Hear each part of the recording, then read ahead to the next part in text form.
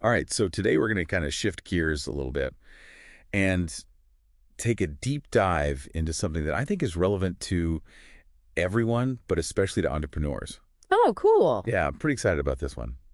Starting a new business, it's kind of like venturing out into the wilderness. Right. You're stepping into the unknown. Yeah. Got to be prepared for anything. Totally. So that's what made me think of this book. Oh, which one? It's called Deep Survival. Okay. It's by Laurence Gonzales.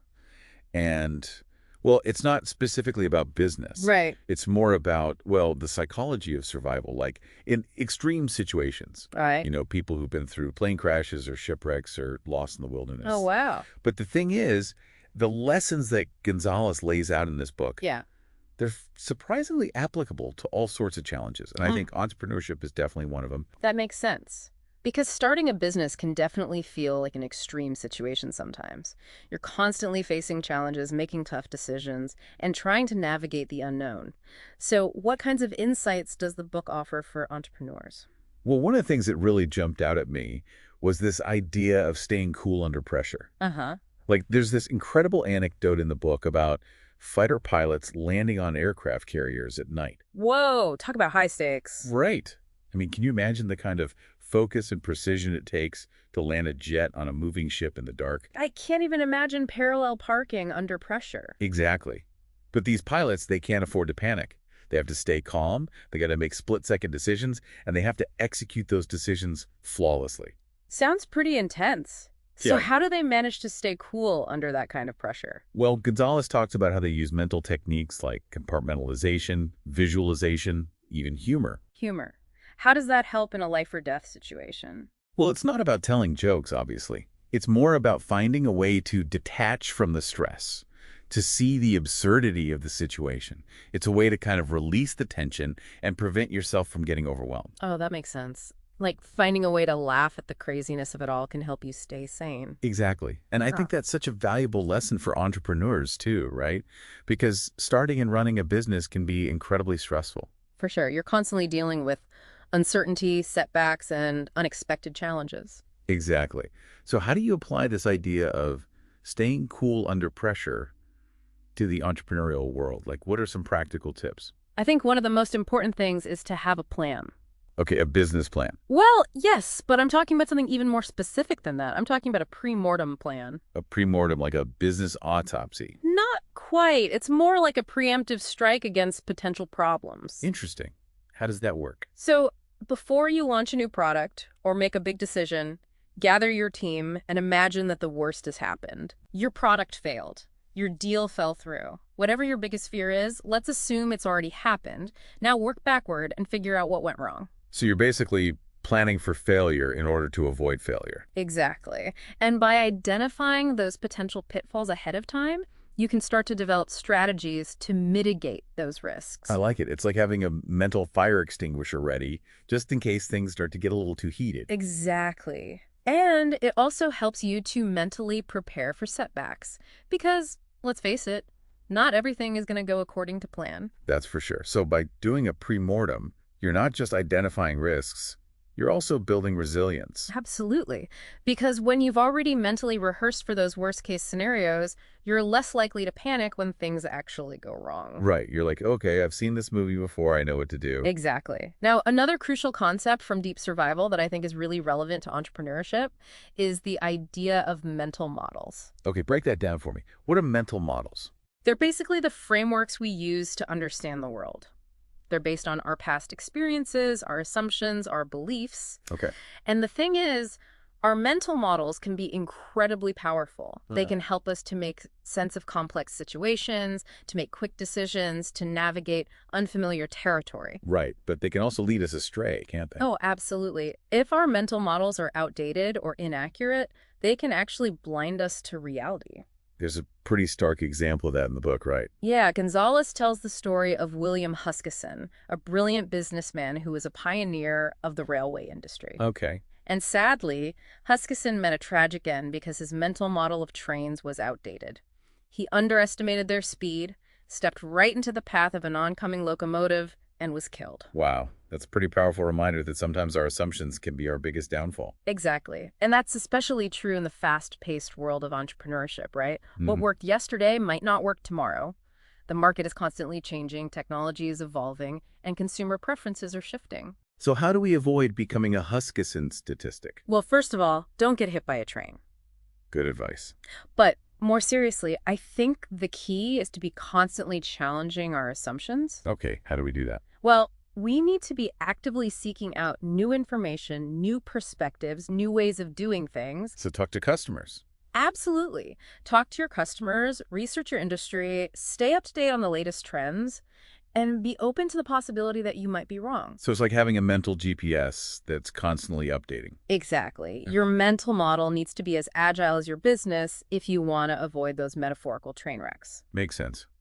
Now, deep survival also talks about this idea of intuition and how sometimes our gut can actually lead us astray. Yeah, that's a fascinating concept. We're often told to trust your gut, but Gonzales argues that sometimes our intuition can be based on outdated information or unconscious biases. Interesting. So when do you trust your gut and when do you question it? That's the million-dollar question, right? And I don't think there's a simple answer, but I think it starts with recognizing that our intuition is often based on past experiences. Yeah. And those past experiences may not always be relevant to the current situation. So you're saying even seasoned entrepreneurs need to double-check their gut feelings with some solid data and market research. Absolutely. Intuition can be a powerful tool, but it needs to be tempered with objective analysis. Makes sense. Now, Gonzales uses this really interesting analogy in the book to illustrate this point. It's called the sand pile effect. Oh, yeah, that's a great one. So imagine a sand pile. You keep adding grains of sand, and for a while, nothing seems to happen. The pile just gets a little bit bigger. Right. But eventually, that one extra grain of sand can trigger a massive, unpredictable collapse. Okay, I'm starting to see where you're going with this. So you're saying that even small problems in a business, if they're ignored or allowed to accumulate, can eventually lead to a major crisis. You got it. And as an entrepreneur, it's your job to identify those potential breaking points in your business. Where are you most vulnerable? What are the early warning signs you need to be watching out for? So being a successful entrepreneur is less about building a sandcastle and more about understanding the physics of the sand pile. Exactly. It's about being aware of the interconnectedness of things and recognizing that seemingly small problems can have a ripple effect throughout your entire business. This is fascinating stuff. So far, deep survival is really living up to its name as a guide for navigating the wilderness of entrepreneurship. What else does it have in store for us? And we're back talking more deep survival and what we can learn from extreme survival stories to help us build thriving businesses. Really. And, one thing we've touched on is the importance of recognizing those breaking points. Those things that, if you don't catch them, they could trigger a crisis in your business. But what happens when you're already in a crisis? You're in the middle of a really tough situation. What does the book say about navigating that? Well, one of the biggest things that deep survival really highlights is the importance of adaptation. Okay, adaptation. I mean, that makes sense, right? Businesses have to be able to adapt to survive. But how do you actually do that when you're in a do-or-die situation? Well, the book uses this really cool analogy called bending the map. Bending the map. Okay, so imagine you're hiking in unfamiliar territory and you've got your map, right? You're following the trail, but then as you're going, you start to realize that the map doesn't quite match up with the actual terrain. Oh, no. Right? Maybe there are obstacles that aren't marked on the map, or the path has disappeared, or maybe a landmark is in a different spot than you expected. I'd probably just panic if I was lost and it was starting to get dark. That's a natural reaction, and a lot of people in survival situations, they try to force reality to fit their map. They keep going in the direction the map says, even though it's clearly not working. Yeah, that sounds like a recipe for disaster. So how does bending the map help you survive? Well, the people who survive, the ones who bend the map, they're the ones who are willing to update their understanding of the situation based on the new information they're getting. They're not afraid to deviate from the plan, to try new things, to experiment. So it's about being flexible, being willing to pivot, admitting that maybe your initial plan wasn't the best way forward. Exactly. And that is such a crucial skill for entrepreneurs, because we might start with a brilliant business plan, but the market's always changing. Customer needs evolve. New competitors pop up. Unexpected challenges appear all the time. Right. It's like you're navigating a constantly shifting landscape. Exactly. And if you're not willing to bend the map, to adapt your plan and your strategy based on new information and feedback, you're going to have a really tough time surviving, let alone thriving. So how does an entrepreneur bend the map in a practical sense? Yeah. What does that look like? Well, it starts with being a constant learner, always researching your industry, talking to your customers, analyzing your data. Okay. Be open to new ideas, even if they challenge your assumptions. And most importantly, don't be afraid to experiment. So it's like being a scientist, constantly testing hypotheses, gathering data, refining your approach. Exactly. And that brings us to another really important concept from deep survival, and that's this idea of taking radical responsibility. Radical responsibility. That sounds intense. It is, in a way, it's about recognizing that you're not a victim of circumstances.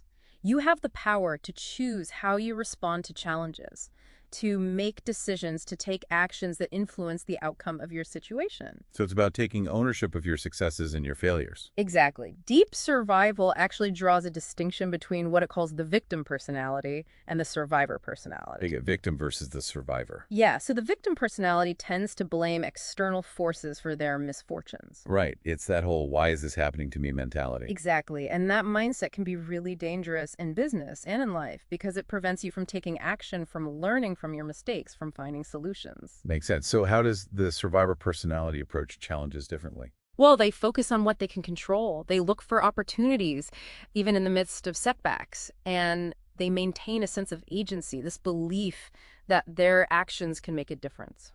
Right. So if you're constantly blaming external factors for your problems, the economy, the competition, whatever, you're never going to take the steps that you need to overcome those challenges. Right, you're stuck in this cycle of reactivity, always at the mercy of forces outside of your control.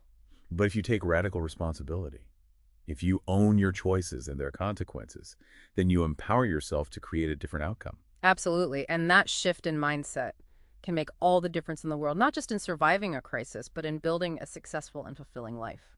Wow. Deep survival really is packed with such powerful insights. It's incredible how much we can learn from studying the experiences of people who have been in these life or death situations. And one of the things that really stood out to me as I was reading the book was how many of the survivors talked about finding beauty and joy even in the midst of these incredibly challenging circumstances. Really, that seems kind of counterintuitive. Yeah, How can you find beauty and joy when you're fighting for your survival? it's all about perspective. The survivors who fared the best were often the ones who could shift their focus from the negative to the positive. They found ways to appreciate the small things, to find moments of wonder and gratitude, even in the darkest of times. We've talked a lot about practical strategies and mental models and all that, Yeah. but this idea of finding beauty and joy in adversity, that seems like a really crucial piece of the survival puzzle as well. Absolutely. And the book actually tells this really poignant story about Lauren Elder, the pilot, who survived that plane crash in the Sierra Nevada Oh, mountains. yeah, we talked about her earlier. She was the one who used compartmentalization to manage her pain.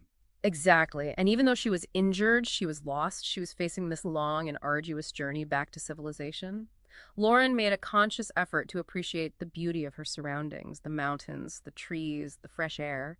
She even described feeling a sense of awe at the vastness of the wilderness. That's incredible that she could find that sense of peace and wonder in such a challenging situation. It really speaks to the power of the human spirit to find meaning and beauty, even in the face of adversity. And I think there's a profound lesson in that for all of us, especially entrepreneurs. So it's not just about gritting your teeth and pushing through the tough times. No, not at all. It's about finding ways to nourish your soul, to connect with something larger than yourself, to find those moments of joy and gratitude that can sustain you through the inevitable challenges of building a business. It's like finding those little oases in the desert, those little spots of respite that give you the strength to keep going. Exactly. And, deep survival also talks about the importance of having a strong sense of humor. Humor. Yeah, even in the most dire situations, the survivors who could find a way to laugh at the absurdity of their circumstances, they often fared much better than those who succumbed to despair. Right. Humor is such a powerful coping mechanism. It helps you to release tension, to reframe your perspective, to maintain a sense of hope. Exactly, and I think that's especially important for entrepreneurs. We're going to make mistakes, we're going to face setbacks. But if we can learn to laugh at ourselves, to not take ourselves too seriously, we're going to be much more resilient in the long run. It's like that saying, if you don't laugh, you'll cry. But in the case of entrepreneurs, I think it's more like if you don't laugh, you'll burn out. Exactly. Maintaining a sense of humor, a sense of perspective that's crucial for sustaining yourself on the long and winding road of entrepreneurship. This has been such an insightful deep dive into deep survival. I feel like we've barely scratched the surface, but we've already uncovered so many valuable lessons for our new entrepreneur. Oh, we've only just begun to explore the depths of this book. There's so much more to discover. But before we continue, let's just take a moment to reflect on what we've learned so far. What stands out to you as the most important takeaway for our listener? So we've been talking all about deep survival and all this amazing wisdom that we can glean from it to apply to entrepreneurship. Yeah, it's incredible what we can learn from people who have literally faced life or death situations and not only survived, but actually thrived afterward. And one thing that really stood out to me in deep survival was the emphasis on meticulousness. Paying attention to the details, even the seemingly small ones. Yeah, it's not enough to just have a big picture understanding. You got to be really present and attentive to all the little things that can end up making a big difference. There's this really gripping story in the book about this firefighter named Ken Killip, Yeah, Ken Killip. and he got lost in Rocky Mountain National Park. Oh, wow. And he had all this survival training, right? He knew what he was doing, but he kept making these small mistakes, like misjudging distances, choosing the wrong path, and eventually all these small mistakes added up, and they led him into a really dangerous situation. It's so easy to think, oh, it's just one small mistake. It doesn't really matter. But those things can really snowball. And what's interesting is that afterward, Killip realized that he wasn't fully present when he was making those mistakes. Oh, interesting. Like he was letting his mind wander. He wasn't really paying close enough attention to his surroundings, and that's what got him into trouble. It's like he was operating on autopilot instead of being fully engaged with what he was doing. Exactly. And, I think that's something that a lot of entrepreneurs can relate to. We're so busy juggling multiple tasks, thinking about the future, worrying about the past, that we sometimes forget to be present in the now. Yeah, I know. I'm definitely guilty of that. And when you're not present, you miss important details, you overlook potential problems, you end up making decisions that you later regret. So how do you cultivate that kind of meticulousness, that attention to detail that can really make a difference in the success of your business? Well, the book suggests a few strategies. One is to practice mindfulness. Take some time each day to quiet your mind, to focus on your breath, Yeah. to just be present in the moment. Yeah, mindfulness can be so helpful for developing that observer self, that part of you that can step back from the chaos and just notice what's happening without getting swept away by it. And deep survival also talks about the importance of having systems and checklists. Oh, yeah, checklists are lifesavers, literally. Right, because they help to minimize the risk of human error. They ensure that you're not overlooking any crucial steps, especially when you're under pressure or feeling overwhelmed. Like pilots use checklists before every flight, surgeons use checklists before every surgery, so why not entrepreneurs too? Exactly. It's about taking a proactive approach to risk management. Instead of waiting for things to go wrong, you're putting systems in place to prevent those mistakes from happening in the first place. Now, speaking of preventing things from going wrong, Yeah. Deep Survival also talks about the importance of having a bailout plan, a strategy for getting out of a dangerous situation before it's too late. Right. It's not about being pessimistic. It's about being realistic and recognizing that things don't always go according to plan. Exactly. So you got to have a backup plan in case things go sideways. In the context of entrepreneurship, that might mean having an exit strategy for your business or having a plan B if your initial product launch doesn't go as well as you'd hoped. Right. It's about being prepared for the unexpected and having the flexibility to change course when necessary. Remember bending the map? Oh, yeah. Sometimes you just got to be willing to abandon the original plan and chart a new course.